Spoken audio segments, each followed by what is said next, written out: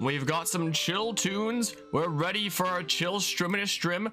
You'll never believe what I received. You'll totally never believe it, as it proceeds to be in the stream title, in my stream going live notification, and in like the video title afterwards, evidently. I honestly hate it when content creators do that. Like, you'll never guess what I got when it's in the title and thumbnail. Are my hotkeys not working right now? Wow, feels bad. Do I have to click manually? Otherwise we're just stuck on begin adventure. You'll never guess what it is, and you'll never see what it is either, because my hotkeys are. I'll just go manually. Here's this layout, I guess. So I put the Doogie Cam up on that there. This is just like my keyboard here, so I'm gonna have to move this aside. Oh my good gracious, things are getting all tangled and stuff. I don't typically do streams of like unboxing things, but you know, we have special exceptions for, you know, special editions for things when they come out. I haven't even taken it out of the shipping box yet. I've opened up the shipping box. Look how shiny it is. So the production of these got a little bit messed with. I'm gonna turn down the music just a little bit more. This is Simon Gross music, by the way. Really chill music that Mr. Doodle makes. I'm just gonna put the my mainstream playlist on shuffle for this chill stuff there. Look how shiny it is. It's really shiny, and that seems like a dog hair on it is what it looks like from my doggy that sheds a whole lot. The production of these got pretty messed up, what with the release date of the game getting pushed forward a couple months. So Xenoblade Chronicles 3 was supposed to originally come out in September, and then it got pushed forward to July is the case, a couple months earlier. So it was like, oh well, I guess we can do it, but the production of our special editions get screwed. So what they did is anyone who ordered the special edition just got sent the game separately and then would receive the special edition later. So I don't know if I can move this forward enough, but there's a little note here that says game not included, because yeah, that's something that they had to do for production there. So yeah, I don't know how best I'm going to get this out. Maybe just like flip it over like this. There we go. Oh, that's a cool back. That is a cool backing right there. So would that have been earlier art of all the characters then? In that case, I've seen like some posts going around on social media of people, you know, showing what's inside and stuff. I tried to remain like mostly spoiler free. I actually got this a couple days ago, but I just didn't get the chance to like stream and showcase it until today is the case. So yeah, Xenoblade Chronicles 3 Special Edition. Doesn't look like it's sealed, so I don't have to worry about like breaking a seal or anything. So if I just try to be really careful and open it from the top. I also now have the Special Edition of the full trilogy. Xenoblade Definitive Edition, Xenoblade 2, and Xenoblade 3. So I guess finally I have them all, you could say. So let's see here. Let's see. I don't even remember what all the contents of the special edition are. I guess maybe it's just like steelbook and art book, maybe something like that. I'll just put this like here for now, where it can be all shiny and pretty and stuff. So I guess this is the steelbook here is the case. We got the symbol thingamabob of the was there a name for that symbol? It's just like your countdown thingamabob for how long you have to live. I guess the steelbook doesn't have like super long to live, a year or two, and then it becomes irrelevant, like a modern Pokemon game. That's neither here nor there. The art on the inside's pretty cool. That's pretty neato. But yeah, no game cartridge in there. I'm gonna have to put in the thingamabob. But yeah, I really like the box art myself. There is my chat not on, by the way. Oh, there we go. There we go. Just showing the one last chat. Up until this point, it just looks like I've been talking to myself. I assume that stands for Xenoblade Chronicles. Yeah, it actually, where's my glasses? Oh, here's my glasses.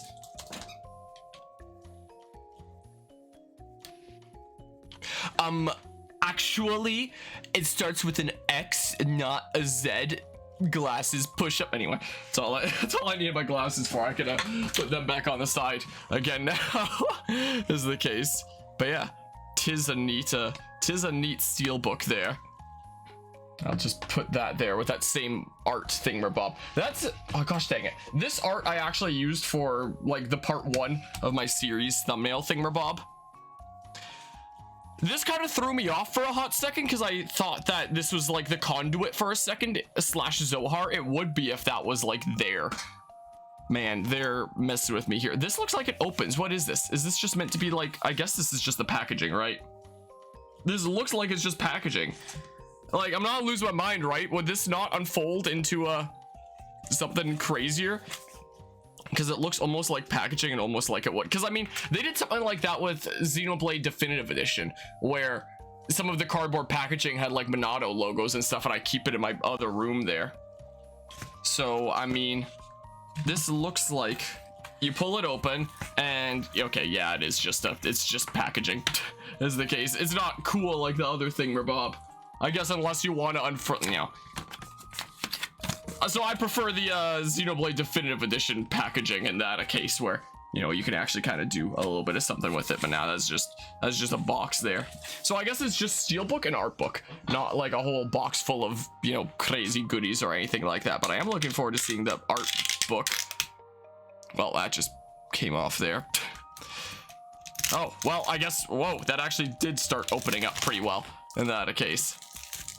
So now I'm gonna have the art book for all three. I have the art book for 1 and 2 up there. I don't really have space for more art books, so I don't know what I'm going to do. I'll probably replace one so that I can have like the full trilogy up there is what I'll probably do. All right, so what most of this this session's gonna be is probably just going through this art book and seeing what the heck is going on, you know, is most likely what's gonna be happening here. Xenoblade Chronicles 3 Collected Works. Let's have a look-see here. It's story time. You ready for like Rosalina's story time in the Comet Observatory? Well, we're doing that.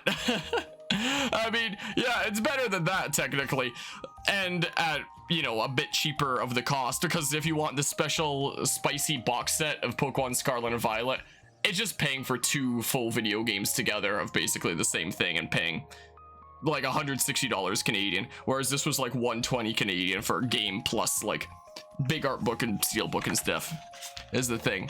But yeah, I would agree with that there.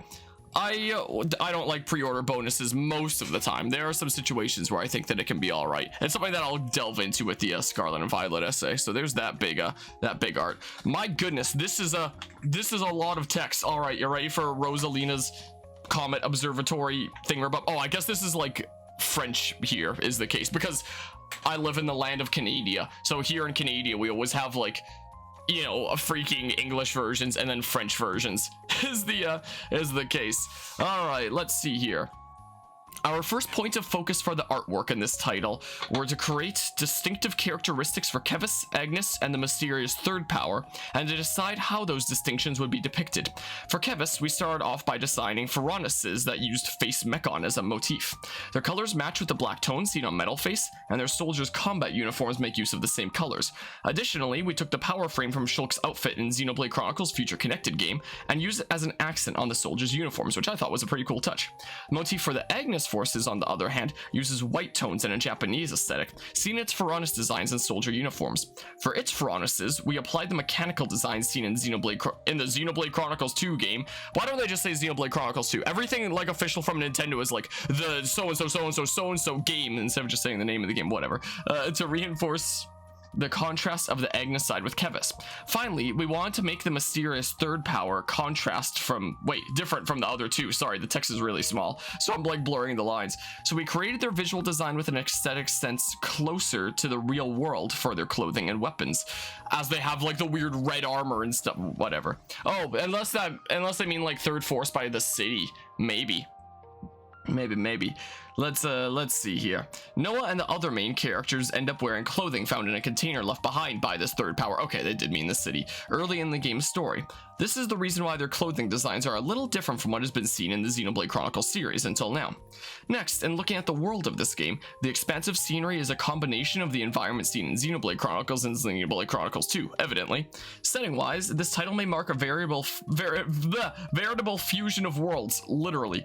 But in designing the environments, we were careful not to simply aim to give a sense of deja vu or nostalgia. Rather, we want to give players a feeling of excitement and novelty upon stepping into the world.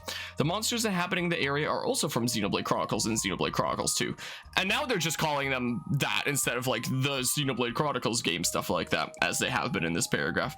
And I hope players will take notice of the ecosystems they inhabit as well. I certainly have. Finally, we come to the characters. Here too, our goal was to combine the two worlds of the previous games through a combination of designs and 3D modeling. Character modeling was based on illustrations by main character designer Masatsugo Saito, while Ouroboros modeling was based on illustrations by Ouroboros designer Koichi Mugitani. I can't pronounce these things, I'm so sorry. Mugitani. In creating the 3D models for these designs, we aimed to reproduce their art as faithfully as possible. We put all our effort into this process. This is especially true for the characters, where we prepared special shaders that were not used in the previous titles. I mean, the artwork and models of the game are definitely really good. The artwork for this title, including the 3D modeling output, represents the culmination of years of training of the Xenoblade Chronicles series. That was a Xenoblade 2 reference there, by the way. I hope that everyone who picks up this book will be able to compare the work process with the result before them. And the gulf between these two, they can imagine the thoughts and hopes for the future held by each member of the team. Tetsuya Takahashi, Executive Director. Sorry that you don't get to see like a lot of the book while I'm reading that. The text was really small. I'll move it back now, so that we can get like proper story time here again is the case. All right, let's just see here. So I guess we're starting out with characters, personages. Yeah, good old French and stuff. Well, I skipped a page, it seems like. So I still want to know what the heck is going on with Noah's sword in Xenoblade 3, because it's gotta be a Monado. When he does his ultimate thingamabob, he gets Monado arts. There's a hole in the center, and it reacts to his emotions the way that the Monado would. And like Alvis clearly describes in Xenoblade 1 a whole lot. Like when he's feeling extreme emotions, the sword starts acting up. So, what the heck? So what the heck is going on with that? Hello, Lois the Sandwich. How's it going today? So is this just dated here? 2023-11. So I assume that that's year, month, day. So March 2020 were these sketches for Noah? That doesn't, like, I mean, I guess, you know, a decent smidge would be pre-production. I don't know how long this game was in production, but you know, it's crazy to think that just a couple of years before it came out, they're making the designs for the characters. I mean, I don't know. Maybe that's just like some later, more specific designs is all that is, not, you know, initial designs or anything like that. Most likely, the whole situation going on with the power frame and stuff. Let me move this a smidge over. There we go. Something like that. Something along these lines. This is a good old Off-Seer outfit. And then we have, oh, I guess we go right into Ouroboros form. So I guess this is what it would look like if it was more Agnes side of like the white color scheme. White and red was the initial idea, but it eventually changed to like purpley bluish and stuff. Maybe that's what's going on there. The freaking crazy sword of origin that also has a hole in the center, which is like that's design thing that surely means Monado and lore, sort of. I don't know, it's weird. The I feel like Xenoblade 3 is like a big mystery thus far. Hopefully the DLC will shed some light on things and help us figure out what the heck is going on here. So I guess they did have younger designs for the Agnes characters as well. In Xenoblade 3, we only ever saw the younger designs for the Kevis characters, the Xenoblade 1 trio there, but never actually got to see them for the Agnes trio.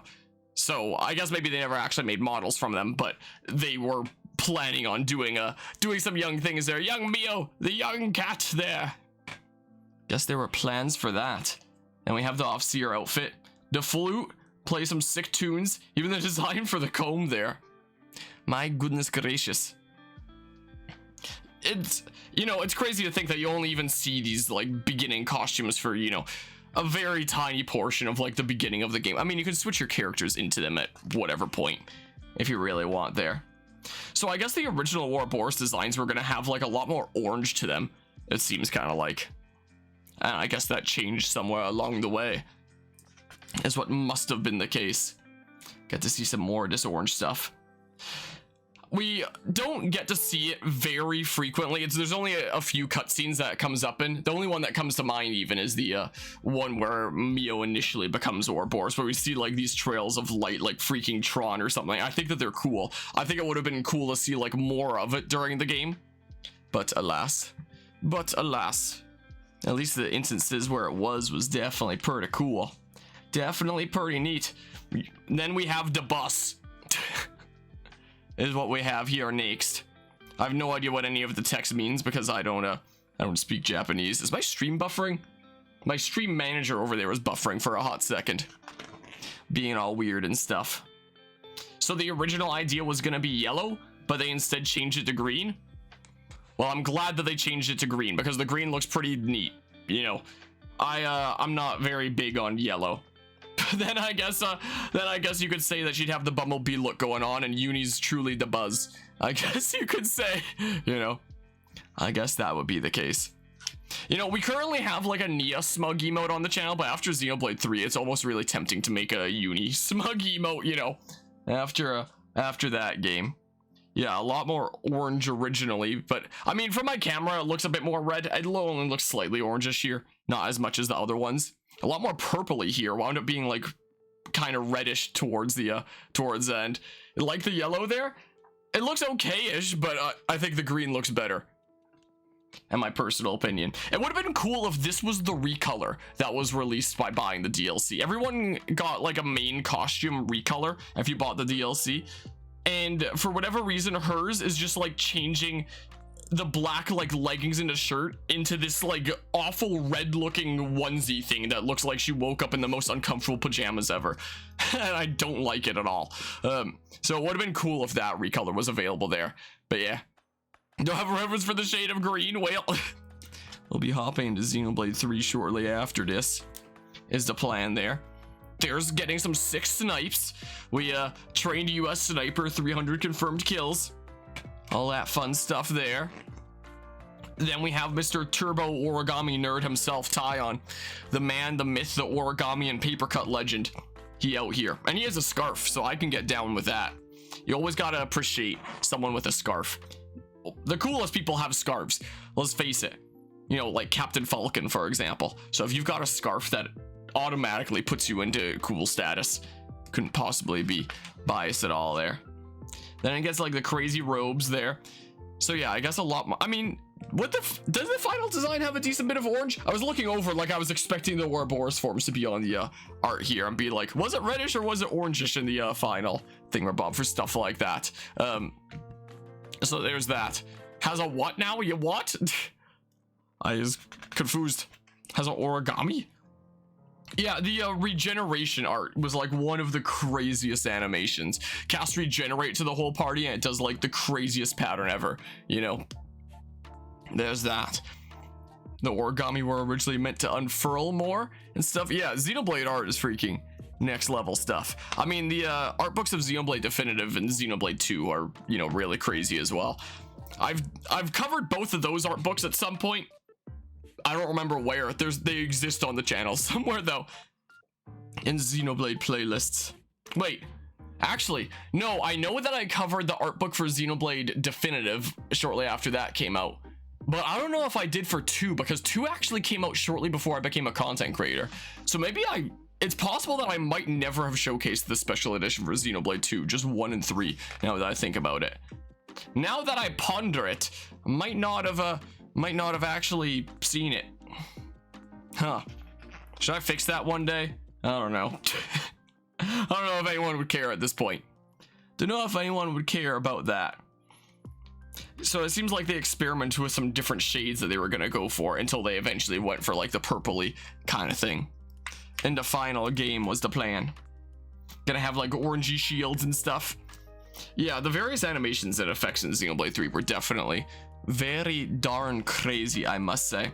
Then there's the girl with the gall. The bitching your Pokemon playlist, but gonna have to check out your Xenoblade playlist too. I appreciate that there. Yeah, there's a lot of content on this channel in general. So it seems like originally they were planning on freaking dressing her down even more, I guess, and then they changed it later to like, okay, let's put a smidge more clothes on, how about? I guess is what they decided to do.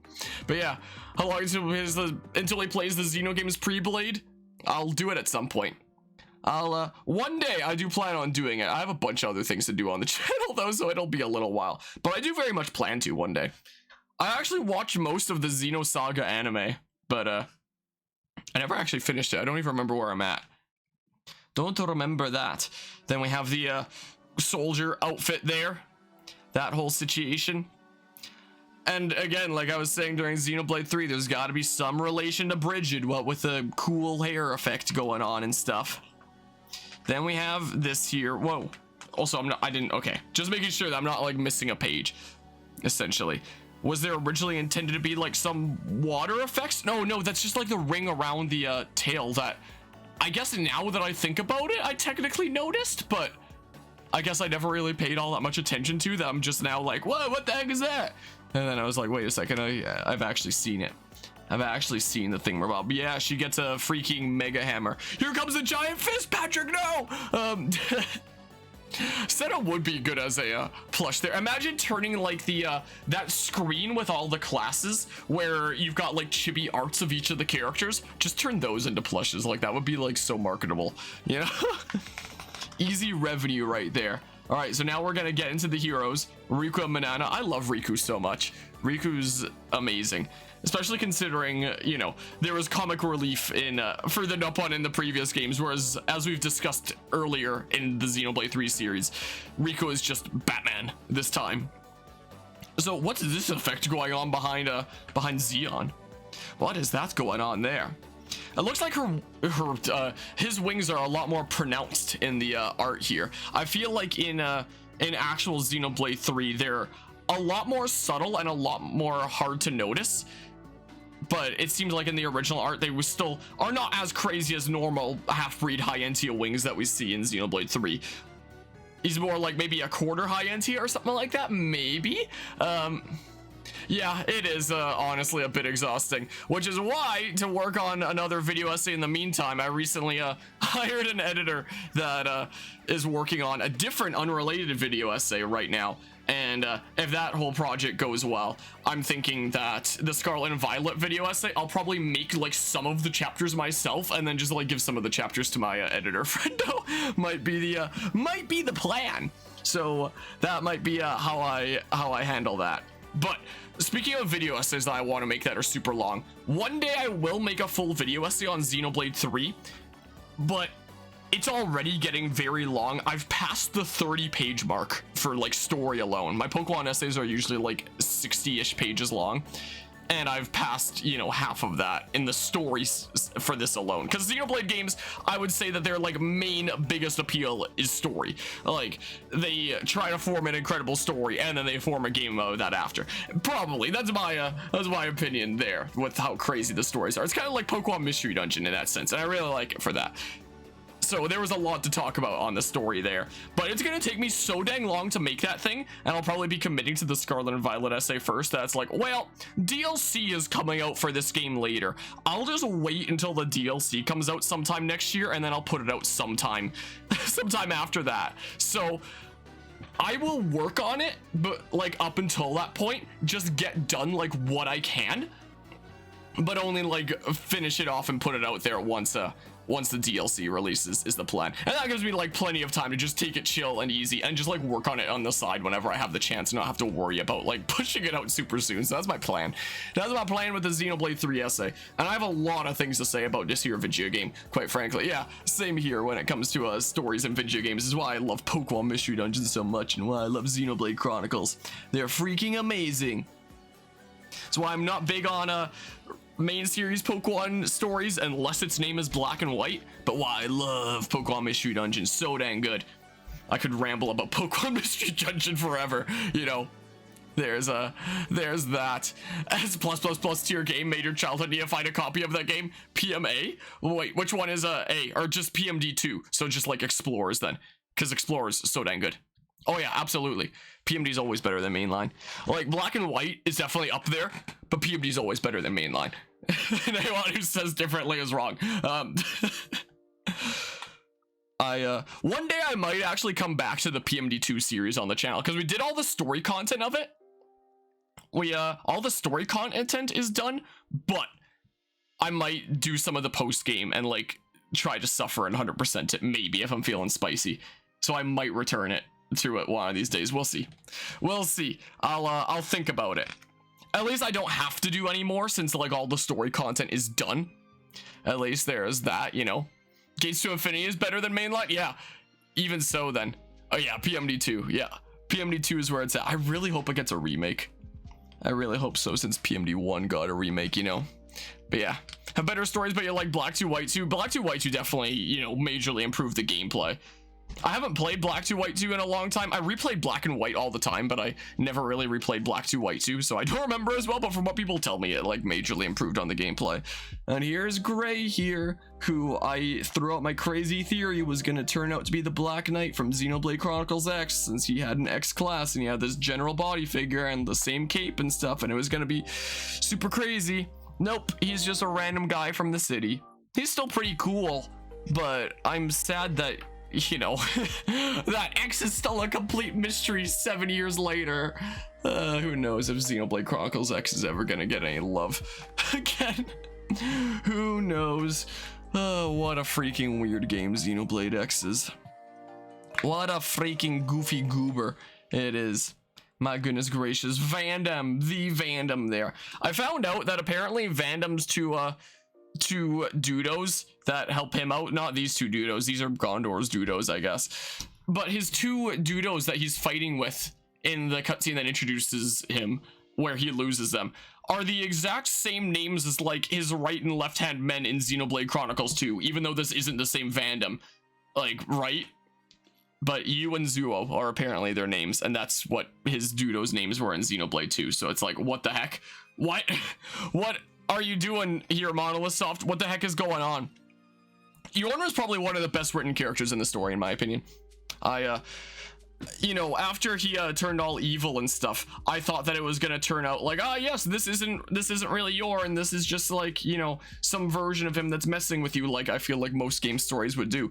But the major twist is that, yup, that's him, and that's kind of how he's actually felt. Like, these emotions that he's had tucked away and has kind of been hinted at if you saw the warning signs, you know. I thought that was really cool. So I'm all about Yor in there. Actually, I'm just kidding. Freaking Wamba, best character in the story. Freaking masterpiece of storytelling right there. He was, what, like a week away from retirement, and then he died. Best written character ever. So there's that. Modern Pokemon Star, you sleep. Xenoblade Chronicles Story, have a thought-provoking conversation with your friends. Yeah, the stuff that Xenoblade Chronicles plots like delve into is honestly really crazy. I do feel like, in terms of the trilogy for storytelling, I do feel like 3 is probably the weakest of the 3, which, you know, that's doesn't necessarily mean that it's bad. It's just that, you know, Xenoblade set such a high standard. I feel like it told a really good story. It just kind of told it in a little bit of a frustrating way, and I've kind of felt that more and more as I've been writing my essay script. But it's undeniable that it does chart into like some very interesting territory and make some very interesting arguments, and like I do genuinely have like a great respect for it for that.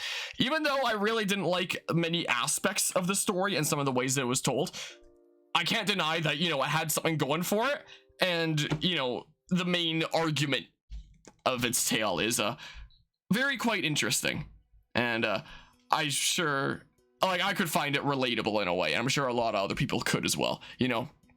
So there's that. Hello, is that Eagle Nerd? How are you doing today? We were just talking about video essays earlier, and I was mentioning how I'm balancing things by having an editor nerd working on a different essay at the moment. I might potentially be helping out with the Scarlet and Violet project. We shall see which way the wind blows. That's that nerd right there.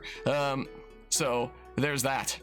What was the definition of a Chad character? One of my favorite shitposts I saw of Xenoblade Chronicles 3 was there's that scene where N loses M, and he starts losing his mind, and he's going like, "Why, Mio? Everything I did for you." I saw somebody edit it and like change him from saying Mio to Wamba, so it shows N like losing his mind and being like, "No, why Wamba? Everything I did for you." Anyway, Cap and Triton on the case here. this is one of the things I criticized about Xenoblade 3 in my script coming up here. Not freaking D's art design, like he's cool.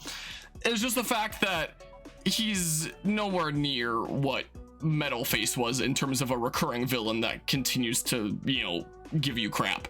Like, you beat him all 3 times that you encounter him. Like, he doesn't beat you once. You beat him the first time and he's like, all right, we'll call it a draw. You beat him the second time and he's like, oh, I gotta get out of here, like that one fish in the arena in that one SpongeBob episode. And then the last time he just dies and it's like, well, was he that much of a threat? And he doesn't have any connection to the characters apart from, I guess, like killing Uni in a previous life, which is a plot line that gets resolved in the immediate encounter after realizing this fact. It doesn't get brought up again after that.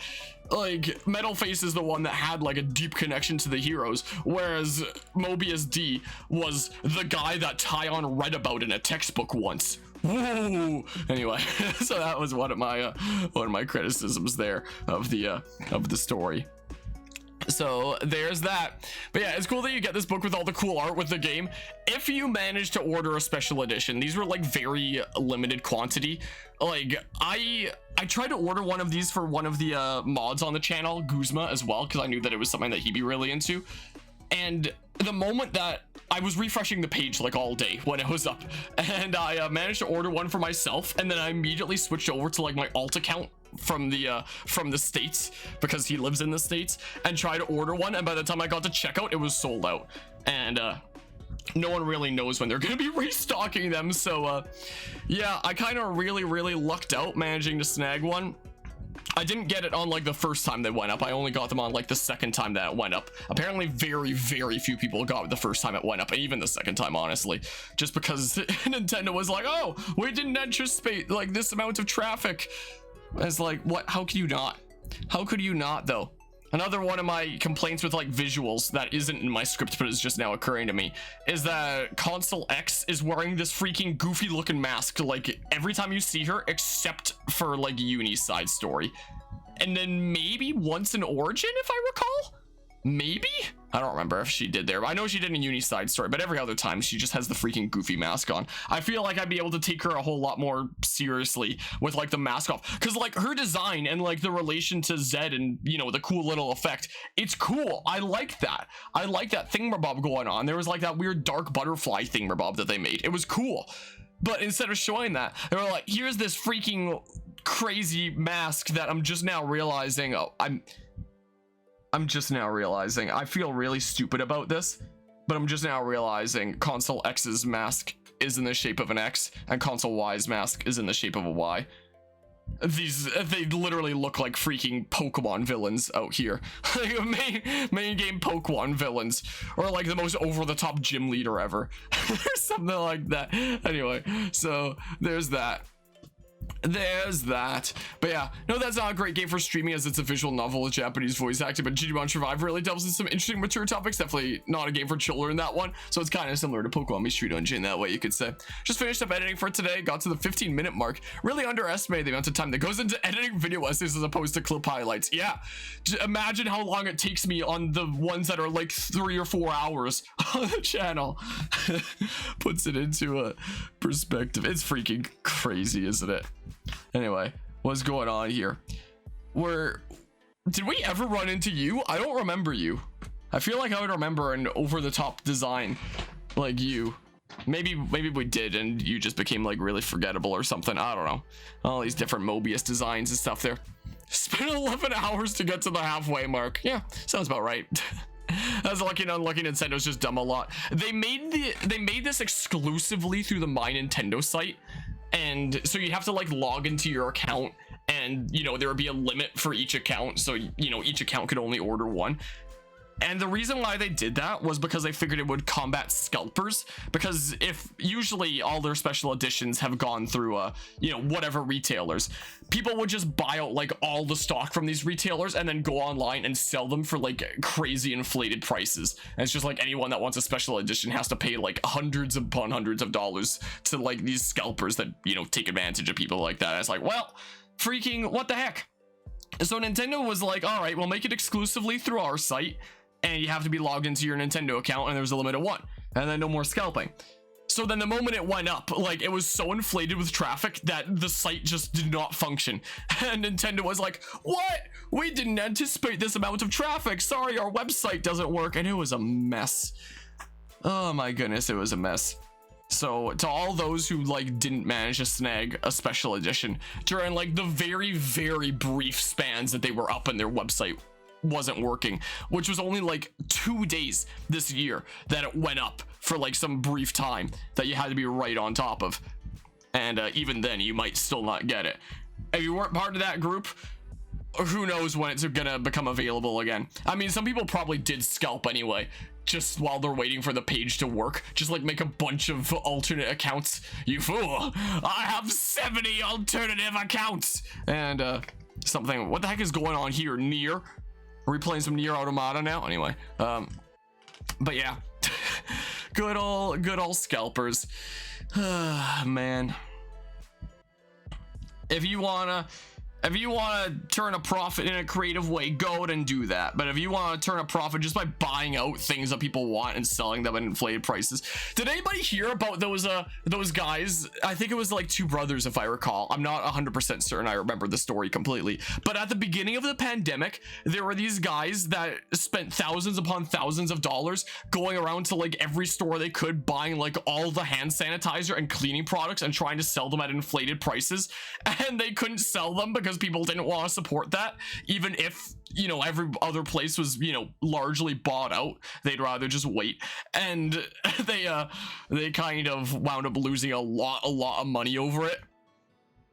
My opinion, as you know, just desserts there, in my humble opinion. But there's that. Not too knowledgeable about this, but why don't companies only let retailers sell one copy per person? Because scalpers can, because like retailers won't know, like, I guess if it's the same person there, like, unless they also require you to log into like an account with that retailer, I guess, most likely. They could prevent you from having like 2 items in your checkout, but what's just to stop you from making an order for one, making another order for one, making another order for one. Or maybe Nintendo just wanted like more profit by not going through a middleman. That's what they seem to be doing with Scarlet and Violet, by having an exclusive customization item behind the Pokemon Center store. If you buy the double pack off of Pokemon Center, you get an exclusive backpack, and that you can't get otherwise, is a thing. Though that could also be to try to be an advertising campaign to direct people to their merchandise site, Pokemon Center, since merchandise is, you know, the highest revenue generator for the Pokemon IP, is the case. So maybe there's that. But yeah, meant in person, I don't think stuff like this is sold in person. It's typically online only. Like, you pre-order it, like it'll go up and then it'll be sold out like just like that, because people scramble over these kinds of things. Again, I lucked out so much, and I'm so glad that I'm able to have the full trilogy of these things. So like, I could always grab my Xenoblade 1 definitive art book and my Xenoblade 2 art book. I guess as mentioned earlier, I guess I never showed the Xenoblade 2 art book on this channel, technically. But yeah, GPU scalpers just got wrecked by the collapse of crypto mining. Great. I love hearing stories of scalpers getting wrecked. Should I turn down my light a little bit? I feel like with like so many designs here that are really, really white, the light is reflecting off a whole lot. So I could turn down my light. Does that make it a little bit easier to see? Turn up the light all the way. Ah, now you get to see nothing. Actually, you can see like the top bits. That really hurts my eyes. My goodness, I can genuinely flashbang myself with this light. Maybe something like this. It's still hard to see like the white on white from the far camera, but hey, we're making do. We are making do here. It's a lot easier to see designs like this, I feel like, you know. A lot easier here. Was that the doctor that's like, so who wants to know how kids are made? I don't know, it's kind of hard for me to see from this angle, because usually if I'd be looking at stuff myself, I just, you know, have the book up turned towards me, but this is a weird thing where, you know, it's flat on the desk and I kind of have to look forward and over, you know. Yeah, it's a in-game exclusive backpack. Wow, I'm just now realizing like how awful it is to have the chat here like this. I'm gonna move it up to here for this stream is what I'm gonna do, so it's actually visible is the thing. But yeah, it's exclusive digital content that is literally impossible to get otherwise. It's exclusively through Pokemon Center. So yeah, isn't the view like great? You can actually see the text now. I'll move it back when we're through with this all. So I guess here's a bunch of like NPC designs and stuff. That whole shebang there, a bunch of city people looking like is the case. The Nupon, the best 2 pages. Yes, this is what we've been waiting for. Yeah. Okay, let's. You love to see them Nupon. All right, so that was all like the allies and stuff, or I guess main characters since there was consoles there too. Now it's time for enemies. There's this. We haven't actually run into this yet in the playthrough, but I think from what I've heard online that this is the highest level super boss in the game at level 120. So like I'm sure we'll fight it at one point, and apparently it's really good for farming gold Nupon coins out of, from what I hear, if you just smash it over and over again. So there's that. I'm looking forward to battling it sometime down the line here. I'm looking forward to taking up that challenge. There's a Xenoblade 1 tokens and stuff. Oh my goodness, they look freaking cursed without the thingamabob there. My good gracious, I must say. These look dope. Xenoblade designs are freaking insane, I have to say. This looks like something that you'd find in like a super duper over the top. I was about to say super duper over the top Pokemon design. It looks more so like something that you'd see from like Monster Hunter, is what I should say. Is what it seems kind of like. A lot of these look like things that you might see in Monster Hunter or something like that. So, is a kaiju? Maybe. I've heard that term before, but I don't actually know exactly what it means. So maybe it is, maybe it isn't. I don't know. Is that so? Another game that I haven't played, so I don't know for sure myself, but I will take your word for it. That is a similar thing there. Then there's those super cute otters and stuff. Super cute there. It evolves into Walrein or whatever the heck. I know several people who like are really into Monster Hunter. I could never get into it myself, but I know some people are really into it there. Hello, Politico Stefan would kill the scalping market around its products if only it would make clear the timeline around restocking, or if it arranged for open pre-orders. Unfortunately, even though the release date is already established well in advance, suspect that Tears of the Kingdom special editions will not have an open pre-order. Who knows? We shall see. It's gonna be a whole weird mess. Yeah, maybe that's what they were going for with the Turkins back there. Here's like the new Mechon, essentially, with like the Kevis mechs and stuff.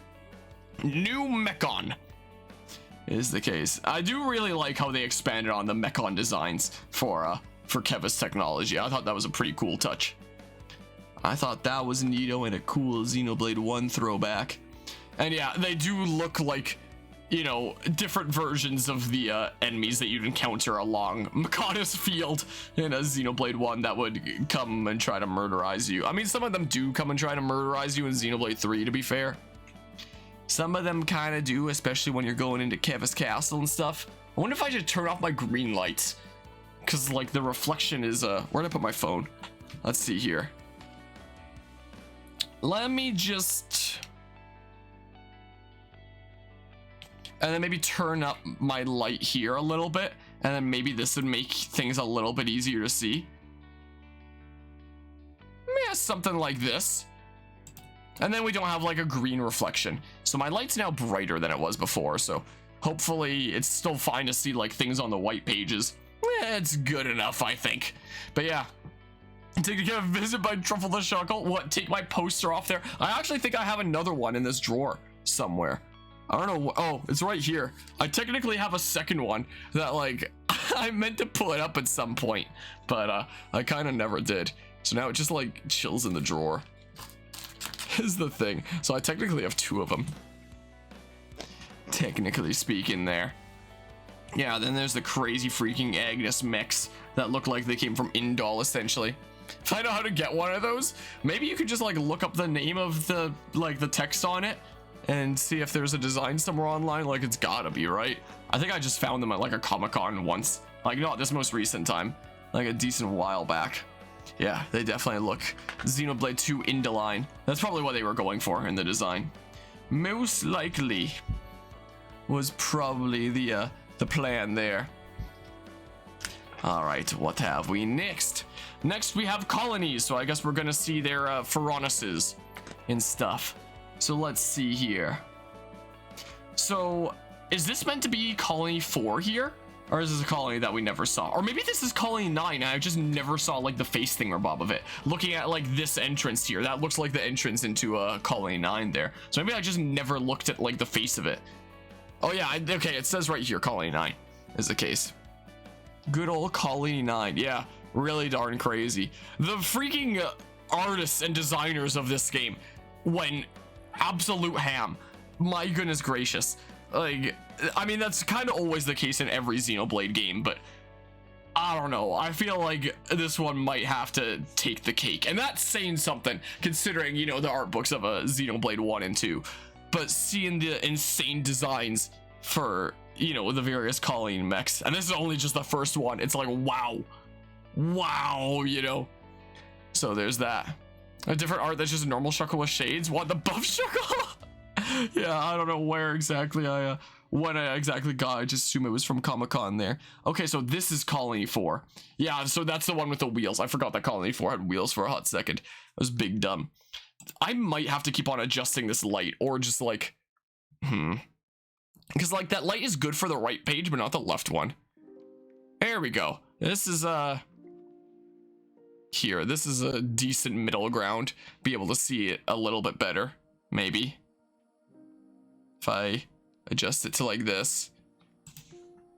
If I move my keyboard a little bit more out of the way. Maybe something like this, and I can actually place this down. There we go. There we go. This looks clearer now, right? Something like that. But yeah. Yeah, let's find out how much people are scalping them for. Is it gonna be absolutely absurd, or is it gonna be like reasonable there? Yeah, the Shades Captain Falcon emo is definitely a good one there. And we have Colony 5. Wait, where was Colony 5 again? Am I losing my mind? Oh, this is Colony 30. Yeah, so that's the spicy spider one with Valdi and stuff. Colony 5. Oh yeah, now that I'm looking at like the legs here, Colony 5 was Triton's one that went through the sea, right? That like walks around through there. Shades McFalcon, the best Falcon. Let's see here. Colonies 11 and 15. Oh no, then this would have been like Triton's thingamabob, right? Probably. The heck was Colony 5? Why am I forgetting? Well, who knows, it was something or other. Yeah, these were the ones that were like walking through the sea. So it looks like there was plans to like be witnessing a big battle like that between colonies, kind of like Temperentia and Xenoblade 2 in a way. Other colonies. Did we ever see this one? Was this one in the game? This like turtle-like one? All defense and stuff. All focused on defense, I should say there. Because I don't know if I recall seeing a colony that looked like that. Maybe it didn't make the final cut. And then we have the Agnes ones that are all floaty and electricity-like and stuff.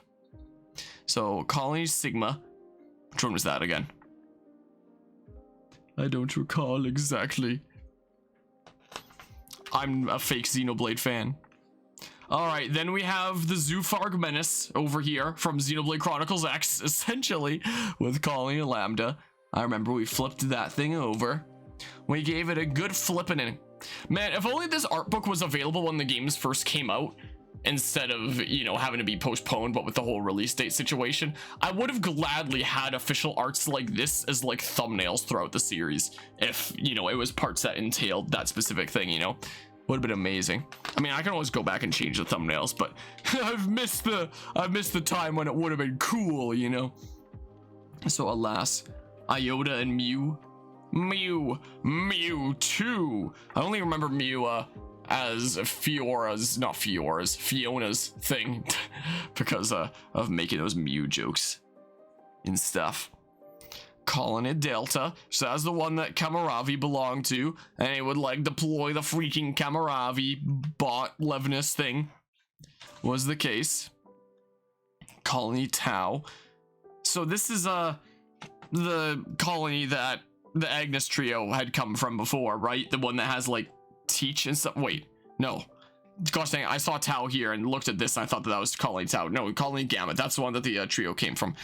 Tau was the one that like Tyon came from like much earlier. That's the one with Nimue, I think. I don't remember. But yeah, that looks familiar there for that situation there. Those $60 US for Xenoblade Chronicles for the Wii and Definitive Edition, and Xenoblade Chronicles 2. No news about Xenoblade Chronicles 3 though. I guess because people have only just started getting their special editions in the last few days. Which, by the way, anybody watching this after the fact, this is currently being streamed on the 5th of October, is the case. Which, I think that, considering the upload schedule, this might actually be going up on my channel on Christmas Day of all days, interestingly enough. So, there's that. So, there's that little fun fact there. Interesting time for it to go up. Then we've got Ethel's Levinus there. That whole thingamabob. This thing looking like it's inside of a skull from Xenoblade X. I mean, you know, games like this, I feel like, have definitely taken quite a bit of inspiration from Xenoblade Chronicles X. But, you know, we're not actually seeing any definitive connections to X, you know. So, there's that. I guess these were like some different designs. Other colonies, huh? Some other design ideas and stuff. Let's see here. I'm honestly surprised that there wasn't arts of characters like Nia and Melia in the characters section now that I think about it. The art books have always, you know, tried to refrain from too much spoilery in case people, you know, delved into the art book before playing the game, I guess. But, you know, this art book only came out like a couple months after the game came out, what with the whole release date being swapped with Splatoon thingamabob going on. Because yeah, a lot of these arts are really crazy and stuff, you know. Did I bend the page there slightly? Gosh dang it, I sure hope not. You can't even see it on the camera. Is that your keyboard slid off the bottom left corner? The thing that you can just barely see like a little smidge of Microsoft on? That there. Got a little bit of the fallen arm, looks like. Some Gower Plane stuff going on. Yeah, there's definitely some cool arts. Maybe I'll use them, maybe I'll use some of them in thumbnails leading from here onward, because I know that people have been like scanning this and putting it online. So if I get, you know, things from that, I think it'd be cool to use in thumbnails and stuff. Why would I need a gaming keyboard? What difference does it make apart from like having cool colors and stuff, you know? Locations, let's just see here. So this is where things are gonna get really spicy with the artworks. I'm honestly surprised that, you know, they didn't release a whole lot of this, you know, outside of the art book as like promotional material, you know, banners and wallpapers and stuff, because it would have been really neat to see. Like maybe stuff like this where the characters are weird white spooky ghosts wouldn't have made much sense, but you know, stuff like this, do they feel better? I've tried typing on gaming keyboards and it's like, wow, that feels a little bit kind of awkward.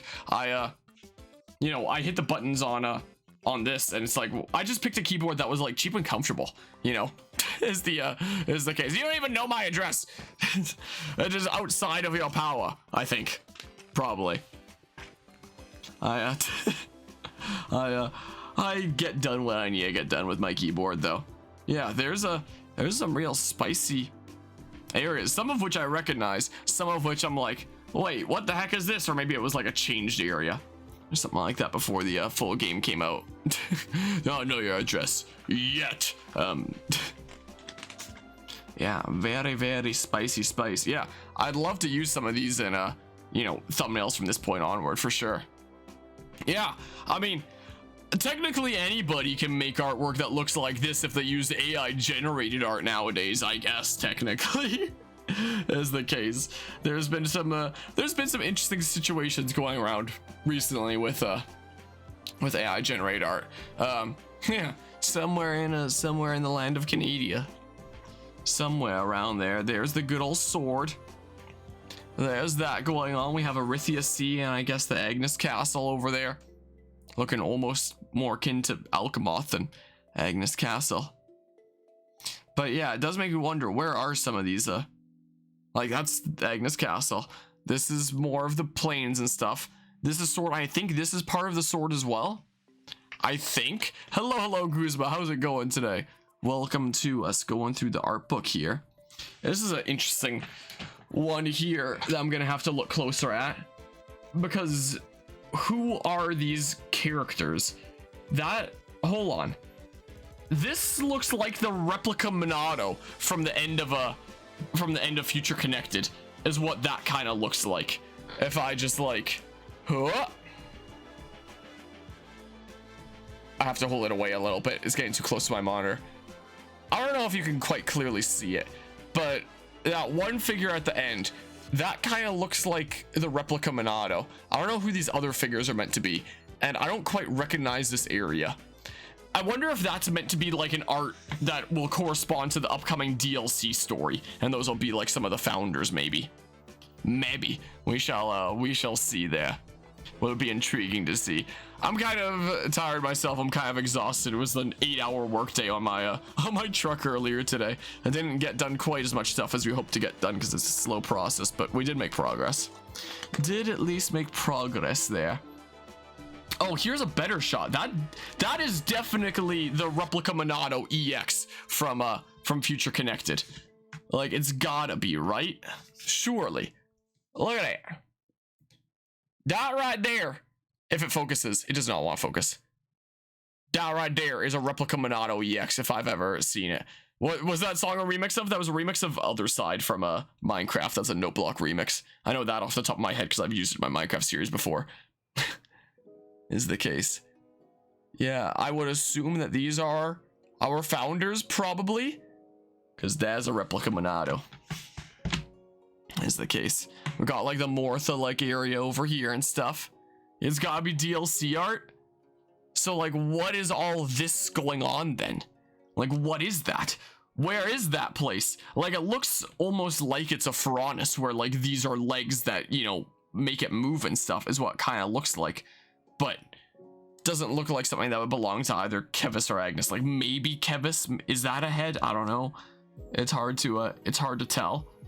But that looks like maybe it'd be DLC art, maybe. We shall see. Feels like this would be even cool if you knew what any of this stuff was. Xenoblade Chronicles is definitely a real cool series. I do quite like it. There are a lot of things I wasn't super fond of in 3, namely how it didn't really contribute anything to the overall narrative. Was one of my big complaints there, but it's still a pretty cool game. Still pretty neato though, I do have to say. So where was this exactly? I might need to sit up a little bit more. You know what? I can actually move my chair up. I'm used to having my chair down so that it can, you know, slide the armrest under my desk, but I'm not used to actually having my chair up. Look how tall I can get. I can actually look down on it a little bit better like this. So did we ever go here? This was the entrance to the mines. Okay, this is the mine thingamabob as well. Except things are a lot more glowy in this art than I remember seeing them be. Or maybe not the mines, just like the caves where Riku's like nerding out about gemstones and stuff. So maybe they were originally meant to glow, or maybe I just never saw them glow like that. Maybe? Yeah, they're definitely real cool. I feel like when the day comes, you definitely won't be disappointed. So there's Alchemoth, and I guess this is the town in the opening and ending cutscenes that's, you know, just outside Alchemoth. Is the case. Is what's going on there. My oh my. Let's see here. Yeah, we've got some interior of Alchemoth. I saw things that were happening, and I just see the bunch of absolutely nothing redeems in the chat. Yeah, so Alchemoth interior, and then this is an area of the city, maybe? Question marks? No. Well, this is outside Alchemoth in the events of Xenoblade 3, I think. This is around the outskirts there. Also, Guzma gifting out 5 gift subs out of nowhere there. My good gracious, I appreciate the 5 gifted subs, Guzma, you crazy mad lad. Welcome in / back to Team Enharmonic, SC, the Frazzy one, Dark Walker, Aragon, and Neon Black Beast. Hope you all enjoy the emotes and the sub badge. I appreciate the crazy mad ladness, Guzma. Crazy. Just don't spend more than 40 bucks on a game and you just checked out and couldn't find any for that price. Yeah, the first party / even second party Nintendo games very rarely go on sale. It's kind of unfortunately the case. You can probably find Xenoblade Chronicles 1 on the 3DS super cheap nowadays technically, but like it's the worst version of that game to play essentially. So this just looks like a Noah here, I think, this time. To know who that's meant to be beside him though. So I guess this was the original art for Agnes Castle. So maybe originally it was supposed to be like on the ground, or maybe it would come to the ground at one point or something like that. Because while it looks like pretty crazy in the sky, it looks like there's, you know, a whole like city and stuff, a whole massive place on the ground, you know, is what it kind of looks like. But yeah, that's definitely Agnes Castle there. Aragon, that name looks familiar. Yeah, that's my German exchange partner from grade 8. is the case, who I was planning on visiting in this month of October, but things didn't quite work out with tickets and stuff, and I still technically don't have my passport. I'm gonna be going in a couple days to try to get an emergency passport because my trip's in a couple weeks time from now. There's the prison and stuff where they get all imprisoned, is the case. Some prison interior. Yeah, some of this stuff gets really intricate here. My goodness gracious. Yeah, it's very close to 200. I won't be in Italy for Halloween. I'll just be going for like the 3rd week of October, assuming I get my passport, is the case. I'll be back in time for Halloween. I'll be gone for the release of Mario Rabbids Sparks of Hope and Persona 5 on the Switch, because those both come out that week, but I'll be back in time for Halloween. So I just tried to like order those games. I ordered Mario Rabbids Sparks of Hope off of GameStop because like, well, I can just order it online and receive it when I receive it, since I don't need to get it like right when it comes out if I'm not even gonna be home, is the case. And Persona 5 wasn't even available at GameStop when I first checked, and then I checked later and it's like, oh, buy from us and get an exclusive steelbook. Sorry, this product's not available. And it's like, well, sucks to suck. So we'll see what's going on when it comes to a Persona. Yeah, I'll definitely be taking some pics there. You know, I love to make this argument whenever I talk about Nintendo's greed, but Mario Kart 7 out of the 3DS is still full price on the eShop. Not for long though, considering in 2023 the shop's getting shut down technically, you know. So unfortunately, I might not be able to say it for that much longer. So now we've got some stuff going on with the city, it looks like. This blue here, I thought that was freaking Fox Shine for a hot second. I thought that we were going like Fox only, final destination, no items for a hot second there. But I guess not. Here's the founder room. There's that whole thing going on. Whole bunch of stuff happening in the city here. I've used this Sensing Cantian Dragon Spiral Tower remix in a couple videos before. I've been debating about using it again, and the tune's been stuck in my head. And whenever I hear this theme, I always associate it with my Social Robots and AI video essay. is the case, or AI in video games essentially is now the video of mine that I associate this song with. So every time I hear this come on, it always makes me think of that video essay now. So there's that. But yeah, gotta run, Kuzma. I appreciate you stopping by and saying hi and stuff. I hope you have an awesome rest of the night. Yeah, at least there have been some really cool titles and stuff on the 3DS. Well, has the service been pretty alrighty? I mean, it's just a service and like, you know, the console's reliability lasting so long. Because yeah, both of my 3DSs still work great to this day. This is the Cloud Keep, I guess. Are we gonna be able to see Poppy there? Nope, definitely not. Weapons. All right, time to get into some spicy weapons. So I guess this is like N's version of Noah's sword, right? Is what that kind of looks like. Is the N sword, I believe. There's the rings going all crazy and stuff. There's the spiky rings of like M's version. I do really like how, you know, Noah's sword is like the sheath for the spicier sword, and that the sheath becomes like the crazy Iron Man arm over there. I think that's really cool. And it looks like it was originally supposed to have like maybe some blue flames coming out like that as well. It's a shame that we never really got to see it used in cool ways though. Like the first time that we saw it used, it formed over his arm, and it was like, whoa, that's so cool. He's got like the Iron Man arm now, and that was amazing. And then the second time we saw it, he used it to deflect like a mega laser from the fake Izzard. And then it's just never used in a cool way ever again. Anytime that he unsheaths it, he does get the freaking Iron Man arm, but he never uses it in like a cool way ever again. It's never explained why his sword sheath suddenly turns into an Iron Man arm. It just does. It's just a rule, I guess. And then it just like stops being cool ever again. And it's like, wow, that could have been like one of the coolest things ever, and they didn't play into it like much at all. Like that's probably something that I don't know if I can't word say. I don't know if I want to say that it's one of the things I'm most disappointed about, but it's in terms of visuals and aesthetics and using cool things, it's probably one of the things that I'm real big disappointed about. Is definitely the case. So here's all the main character weapons. So there was a time that this was going to be a lot spikier, or did they just make like crazy spiky versions for everyone's thingamabob here, including freaking Tyon's Yu-Gi-Oh arm thing with all his cards or something or other? Is that what's going on there? All right, then we go into the heroes, weapons and stuff. Got Izzard's thing here, Miyabi's, whatever the heck this is. I don't think that's Teach's thing, is it? I don't know. We've got Ethel's stuff here going on. All kinds of fun things. But yeah, for a Decade of the 3 to serve has been... Oh, I already read that one. I'm freaking silly. I'm real silly. There's Riku and Manana with the pot looking thing. Is that a chain chomp? Probably can't really tell on the camera. Don't get like as good of a view as I'm getting here. Wow, it looks almost like a chain chomp if it focuses in. It doesn't want to focus. It is sort of focus. Whatever, I guess. Guess we don't get to see that. Maybe next time there won't be a next time of this. The bow's pretty cool, looking like Takumi here with the energy arrows and stuff. We've got flagging somebody on Twitter. We got the Xenoblade X guns and stuff. All kinds of fun things that you can get here at Weenie Hut Juniors.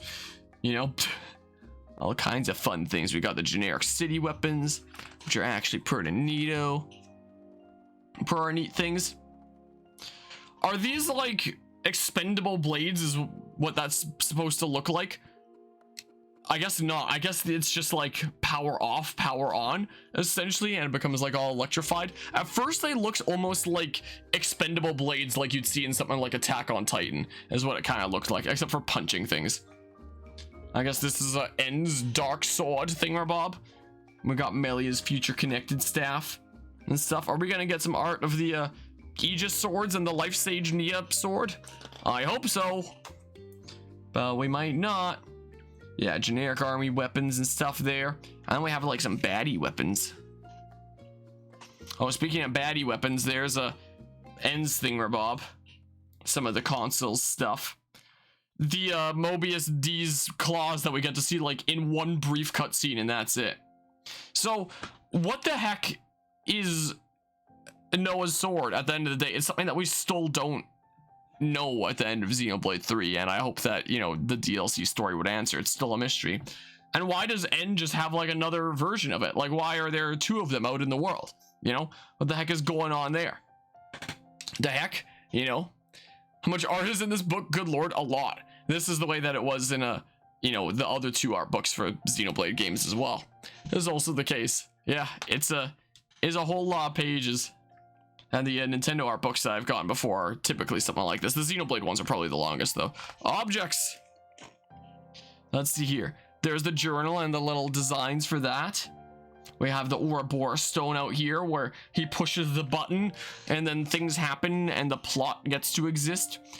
Got the freaking Xenoblade X cloning chambers. Yeah, I guess they're not quite Xenoblade X things, but it reminds me of the life hold there. Got the tents and mobile kind of stuff there. All these containers. Let's just see here. But yeah, we are a couple hundred pages in is the case. But yeah, the designs that they did with the colonies, making it look like it's something that can pick up and go at any time, you know. So there's that. There's that there. Next page here. And then we're seeing the equivalent thingamabobs for the Agnes colonies, which are a lot more... I don't know how to describe it. They're a lot more ingrained in more basic shapes that look like they pop out in like a concise kind of way, you know, as what they look more so like. This is kind of the vibes that I get from that. Is that a spyglass? What the heck is this? What's going on there? Yeah, a lot more with these simple kind of shapes. We got the freaking Agnes Minecraft beds out here. It looks like. Let's just see here. We got the city ships and stuff, which are actually pretty cool with, like, you know, them folding up and flying through the air and then them, you know, unfolding and having the legs and stuff. Like, we got to see a decent smidge of that during the scene with Vandam fighting against Mobius DJ, but apart from that, we never really got to see it used in like a cool way again. And it's like, wow, that would have been cool to see, you know, in a really cool way again. And then there's like the ultimate vessel that we use to ram right up Zed's origin. That's a line that I put in the script of my video essay, by the way, and it cracked me up. Anyway, there's that. So what the heck is going on here? Are these like 3D printed models? What the heck is going on with that? I is confused. Well, I don't know what's going on with that. Don't know what's happening there. Oh, we have the completed art that Shania was doing there, and also some other painting like things. We got a Mobius with some flowers. We got Fiona, and who is this? I need to like lean over and get a look-see. Would that be, I don't know, a founder with some people? I don't know who those figures are. It's Byleth's weird cousin with some nerds or something. I don't know what that is exactly. And I don't know if I can put this in a good position. I could always take my camera off the thingamabob. It really doesn't want to focus in though. Yeah. My camera does not want to cooperate. I'm so sorry. You just have to imagine generally what it looks like, I guess. And we have the Nupon coins and stuff, and the little Nupon caravan things. Little Nupon containers and stuff, and all them items that I guess you get like the tiny little models of out in the world. Are there actually gold versions of them, or was that something cut before release and you just get a rare one whenever, you know, you have the RNG of getting a rare one rather than specifically being able to see that it's a rare one beforehand? This looks like a blade core crystal here. I mean, that's probably what those are, is the core crystals that exist in Origin. Is probably what those are, most likely. And then we have like all the meal designs. Look at this one with all the Nupon and stuff. There's a blue lobster. Wow, that's I'm liking the designs of these arts. Hi, Silly Doogie. Silly Doogie's come down here and join me, but I can't turn on the Doogie cam right now because it's, you know, the one that's looking at the art book is the case. All kinds of tasty meals and stuff going on there. We have the ether furnace. No idea what that is. More of these containers. More of those. You got the freaking data probes from Xenoblade X. I have no idea what the heck is going on here. What's it saying? They go into the ground? I'm very confused. Was there originally going to be some planting? Or is that just like seeds you can pick up in the world as like Collectopedia stuff? We're going to see some storyboards. Let's just see here. So hold on. What scene is this? So, oh, this is the I know exactly what this is now. I had to go through a few panels to understand what this is. This is the one with the fake Izzard that's fighting Ouroboros Tyon. So we have like the ripples from the water. There's like the main Pharaonis and stuff. The ripples from the water come out, and then there's all like the Tyon clones. They're all around on all sides and stuff, and all the soldiers are looking around confused like what the hell is going on, and Izzard is looking around and is like, darn you, and he starts firing all the lasers and taking them all out, and there's like paper all over the place, and he's like, shoot them all, where could he be, and stuff is what's going on there. And then he has the big rock coming down on him, and it's like, rock, just kidding, paper. So I guess we're gonna see the just kidding paper on the other side. Yeah, so it starts making impact, and then flash, and bam, paper. Wow. Everyone's like, oh my goodness, look at all this paper, and it's fallen. And I guess Noah gets to see that there. So originally it was supposed to be more like a little person kind of thing, or maybe they weren't sure what the Mondo was going to look like at this point, so they just had it be like a little person thingamabob rather than the Mondo design that it later became. Well, it started focusing for a second there. Yeah, look, it's just a little dude. I don't know what's going on with my camera today, essentially. Tis intriguing. This is an interesting thing that they do with the panels here, where it's like showing that it's going into Senna's view in that way, where she's like, oh no, he just dodged like a bazillion lasers in all these directions all at once, but now that Izzard's charging up one singular mega laser that clearly is being super telegraphed to go in this one direction, I have to do something because Tyon clearly won't be able to dodge that. That's another one of the things I bring up in my video essay, is like, wait, what? You really want me to believe that he can't just move to the side a little bit and not be hit by that mega laser after dodging like a bazillion lasers just a few moments prior? Like, there's so many moments like that in the plot where it feels very much like the game just does whatever it needs to tell the plot that it wants to tell without it actually needing to make sense, you know? So there's that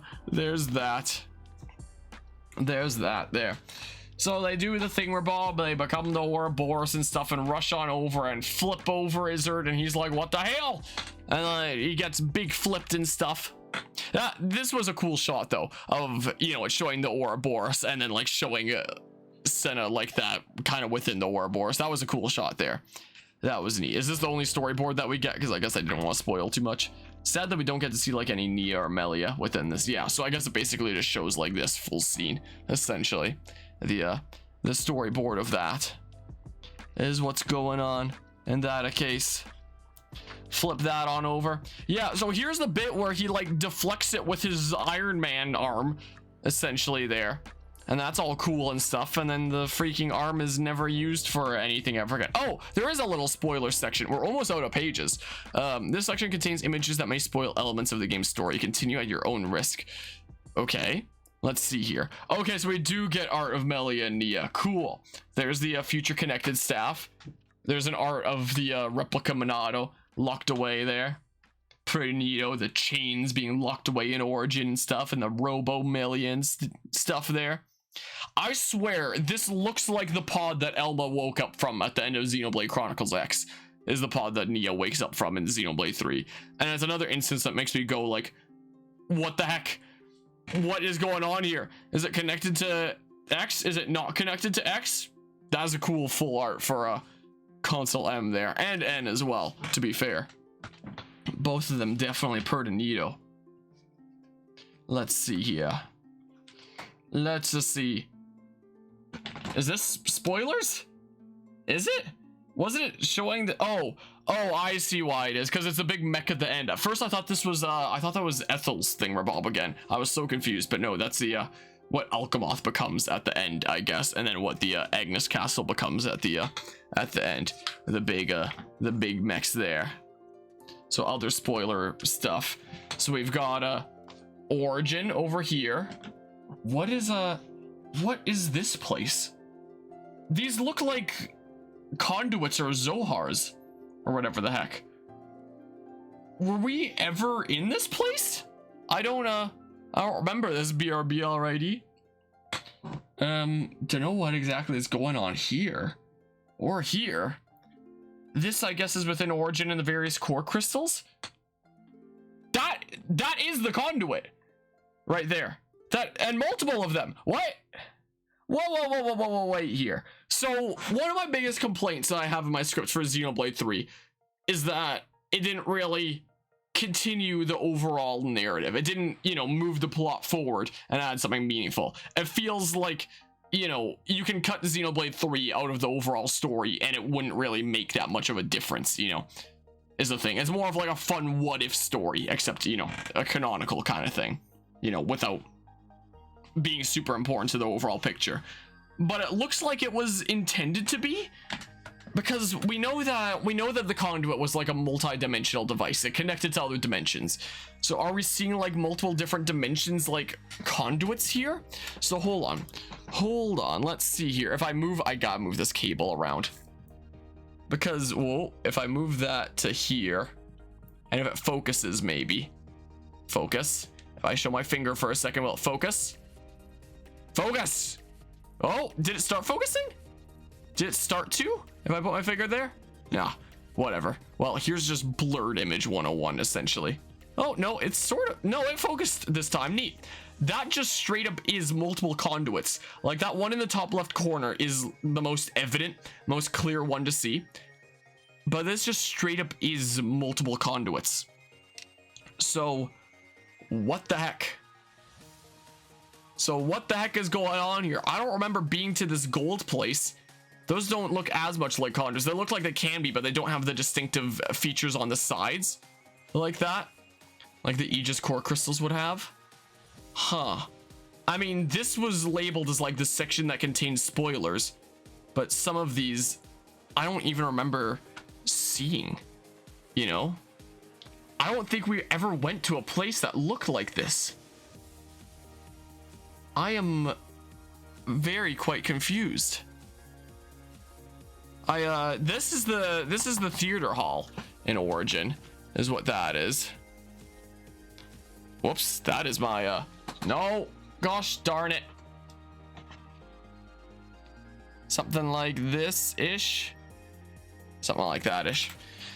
I wonder if this like translates to something or other. This like weird set of symbols they decide to use on the side there. I wonder if it means something there, because yeah, that's a theater hall. Oh, I guess we were, I guess this, okay, we were here at least, because I guess this is the entrance to the theater and the lobby and stuff, I guess is what that is. But what I'm really perplexed about here is this going on here. Yeah, definitely a really chill jammer here. This is a PMD3 remix from a Glitch X City is the case. So what the heck?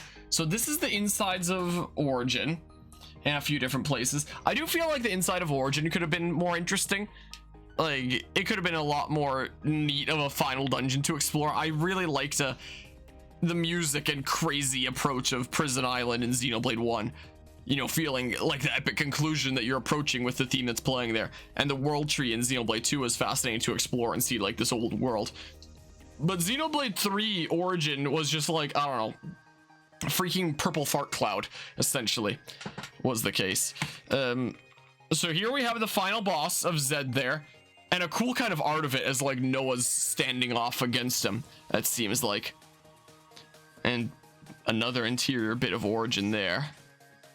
And then, yeah, I guess that's that. So what the heck? Like, this, we know this stuff. There's like captured melee and stuff. But this page right here, what is going on here? Were there originally plans to tie it into the overall narrative? Like, there were some arts here that look like they would probably be more of like DLC story arts. So it makes you wonder if something will be going on with this multiple conduit thingamabob, you know? Because now I'm all perplexed. I was disappointed by Xenoblade 3 not contributing to like the overall narrative and lore. I'm gonna move my chair down now. But this art makes it very much seem like it was supposed to. I'm thoroughly perplexed. I am quite thoroughly perplexed. And now there's the back. I have no idea where I'm gonna put this art book. My shelf is already filled all the way across with like various art books and goodies and stuff, so I have no idea what the heck I'm gonna do with this thing. Let's move this cable out of the way. Ooh. But I'll have to find a place for it somewhere. I will have to find a place for it somewhere. That was a cool art book though.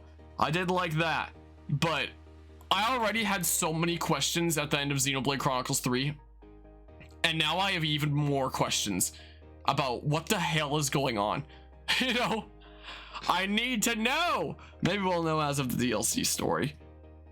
But right now, I'm just confused. I'm just confused now. Rather perplexed. Also, even though they didn't use that one yellow for uni, it looks like they still sorted it. It's like greenish yellow. The background there. Ah, now I'm getting allergies and stuff. Oh, okay. So you've got the Ouroboros forms on one side, like that. And then they're just, you know, normal forms on the other side. That is actually a pretty cool touch, I'm not gonna lie. That's actually pretty neat. Pretty cool. All right, well, I guess this packaging stuff I'll just put back into the box here and close it up. There's my plan there, because whatever. It'll also help it hold its shape a little bit better, so may as well.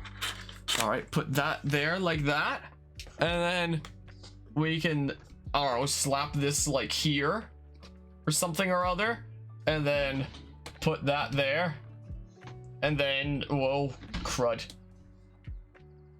Let's see here. Can I stand this all up in a cool way for right now? There we go, something like that. All right, how about we do a short Xenoblade 3 stream? I can't stream for that long because I have university tomorrow. Tomorrow morning is the case, but we will stream a smidge of Xenoblade Chronicles 3 now. How is about?